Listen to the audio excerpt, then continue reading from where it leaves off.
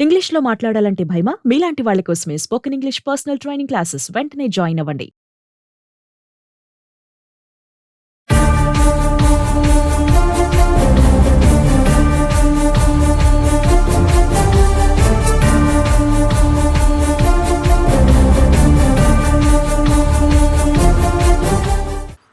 ఈ బ్యాంక్స్లో మనం జరిపే ట్రాన్సాక్షన్స్ ఒక్కొక్కసారి మన నంబర్ కొంచెం డిఫరెన్స్ అయ్యి మనం పంపించేటప్పుడు కానీ లేదా వేరే వాళ్ళు పంపించేటప్పుడు కూడా ఒక్కోసారి వేరే వాళ్ళకి వెళ్ళిపోతాయి బై మిస్టేక్ వెళ్ళిపోతాయి. మళ్ళీ వాళ్ళని రిక్వెస్ట్ చేసుకోవాలా వెనక లేదు బ్యాంకులో ఇమీడియట్గా చెప్తే దాన్ని రివర్స్ చేస్తారు.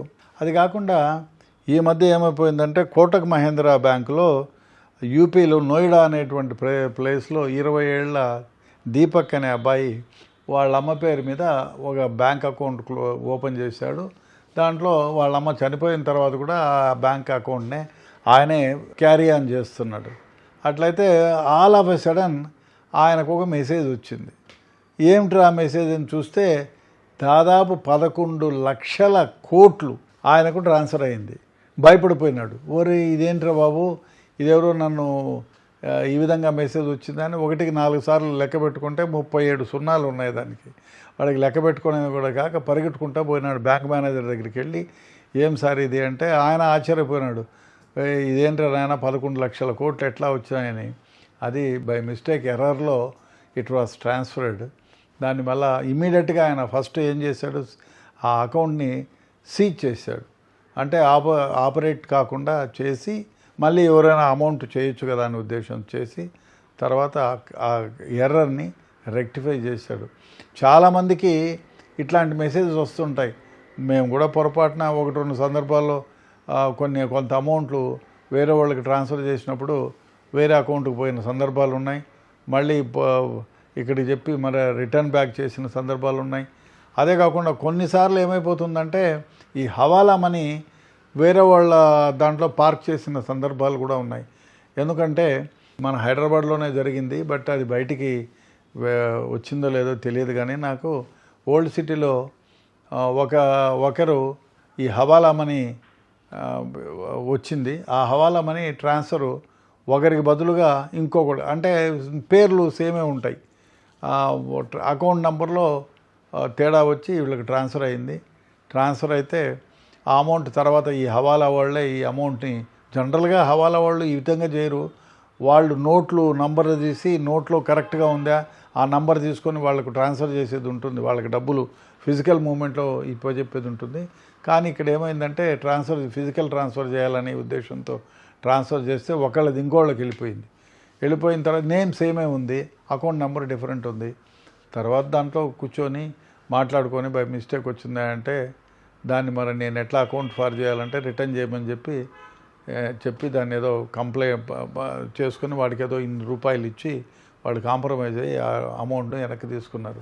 ఈ విధంగా చాలాసార్లు చాలామందికి అనుకోని సందర్భంగా చదువు రాకుండా ఉంటుంది. ఎవరికైనా ఇచ్చానా ఈ అకౌంట్కి డబ్బులు పంపించు. మనం బ్యాంకుకి వెళ్తే మీ దగ్గర యూపీఐ ఉందా సార్ అని అడుగుతారు. లేదా మీ దగ్గర ఏమైనా గూగుల్ పే ఉందా సార్, మా బావమరిదికి పంపించాలా, నా వైఫ్ ఇక్కడ పనిచేసేవాళ్ళు ఉంటారు, నా వైఫ్కి పంపించాలి, ఈ 5,000 పెట్టుకొని నా నెంబర్కి పంపించండి సార్ అని. దరిద్రంగా ఇంకోటి అట్లాంటివి పంపించకండి. ఎందుకంటే మనం పంపిస్తే మన అకౌంట్ నెంబర్ తెలుస్తుంది, మన అకౌంట్లో నుంచే మనం పంపిస్తాం కదా. దాని నుంచి ఫ్రాడ్ చేసే సందర్భాలు కూడా జరిగినాయి. కాబట్టి మీకు తెలిసిన వ్యక్తి అయి ఉంటేనే మీరు ఫోన్పే కానీ గూగుల్ పే కానీ చేయండి.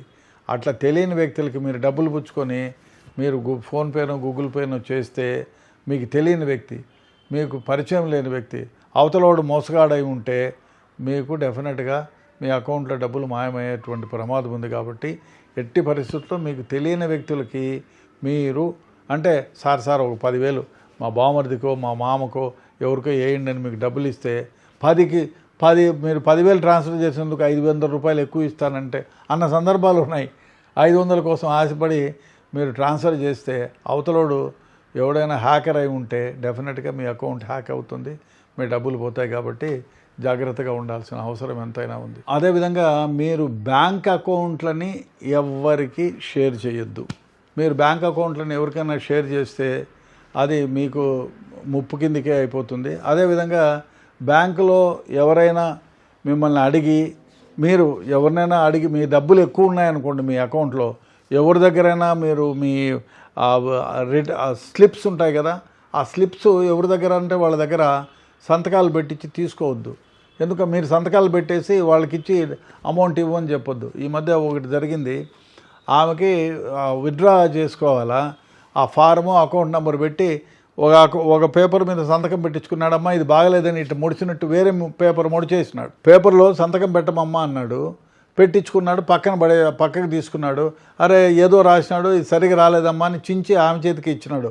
కానీ సంతకం పెట్టిన పేపర్ ఈడే ఉంది, వాడు పెట్టుకున్నాడు. ఇంకో పేపర్లో ఆమె అడిగింది 10,000 ఎంతో డ్రా చేసేదానికి ఇచ్చినాడు, సంతకం పెట్టింది, ఆమె పోయి డ్రా చేసుకుని వెళ్ళిపోయింది. ఆమె పోయిన తర్వాత వీడు మళ్ళీ ఆ సేమ్ స్లిప్ ఇచ్చి అకౌంట్కు ట్రాన్స్ఫర్ చేసుకున్నాడు. ఈ విధంగా డ్రా చేసుకున్న సందర్భాలు కూడా ఉన్నాయి. కాబట్టి ఎవరికైనా మీరు స్లిప్లో సంతకం పెట్టేటప్పుడు వాడు మొత్తం ఫిల్ చేసిన తర్వాత చదువురాని రాకుండా పోని, లేకపోతే నా పెన్ రాయలేదు సార్ మీరే రాయండి అని చెప్తే, మీరు ఇచ్చేక ముందు కౌంటర్లో ఇచ్చేక ముందు మాత్రమే సంతకం పెట్టండి. ముందుగా సంతకం పెడితే వాడు చించేసి ఇది బాగా రాలేదని వేరేది చించేసి పెట్టినారంటే మీరు మోసపోయినట్టే లెక్క. కాబట్టి బ్యాంకులోకి పోయినప్పుడు మీరు జాగ్రత్తగా ఉండాలా. ఆ విధంగా ట్రాన్సాక్షన్ చేసుకోండి, లేకపోతే మీరు మోసపోయిన వాళ్ళు అవుతారు.